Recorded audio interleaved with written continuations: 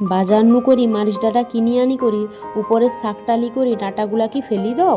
তাইলে এই ভিডিওটা তোমার নাকার জন্য, কারণ যে জিনিসটা মানে আবর্জনা ভাবি সেই মারিচ ডাঁটা দিয়ে আজকে এমন একটা চচ্চড়ি বানাইবা একবার খাই না কইব অতদিন কেনে বানাইনি। চলো তাইনে রেসিপিটা শুরু করি। দেখো আমি এখানে মারিচ ডাঁটা লিছি, লাল শাকের ডাঁটাটা সুন্দর করি দেখো আমি ছাড়াই লিছি, আর লিচি হয়তো কুঁদরি আলু, আর লিচি অল্প পরিমাণে বেগুন দিয়ে সুন্দর করে ধুই লিছি জলে।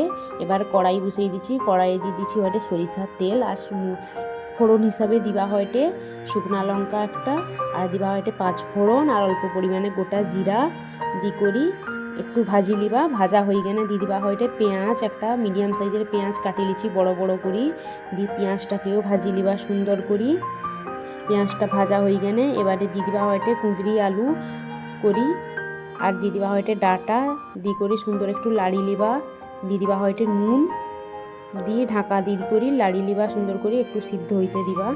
আমি এখানে চচ্চড়ির মশলাটা করলে এটি দেখো আমি এখানে 2 চামচ সাদা সরিষা, 2 চামচ কালা সরিষা, আর দিয়ে দিবা হয়তো অল্প পরিমাণে নুন দি করি পেস্ট করে লিবা। এখানে দেখো আমি ঢাকাটা খুলে দিয়ে দিচ্ছি হয়তো বেগুন দেওয়ার পর হলুদ গুঁড়া দিয়ে করি সুন্দর করে মিশাই লেইটি দিয়ে আবার সুন্দর করে ঢাকা দিয়ে করি, যাতে ঢাকা দিয়ে দিই সিদ্ধ হবে জিনিসটা দেখো সুন্দর করি। এখানে দিয়ে দিবা হয়তো আমি 1 চামচ লঙ্কা গুঁড়া। এই রেসিপিটা যেমন সহজ সেমনি স্বাদে একেবারে গ্রাম বাংলার ঘ্রাণ। দেখো আমি মাঝে মধ্যে যাতে নাই লাগিয়ে যায় সেই জন্য সুন্দর করি উপর নিচ করি দিই মশলাটা।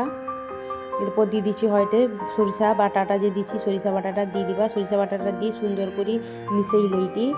হ্যাঁ অবশ্যই কিন্তু সরিষা বাটার সময় অল্প পরিমাণে নুন দিব, দিনে সরিষা তিতা ভাবটা রয়নি, এটা হয়তো আজকের টিপস।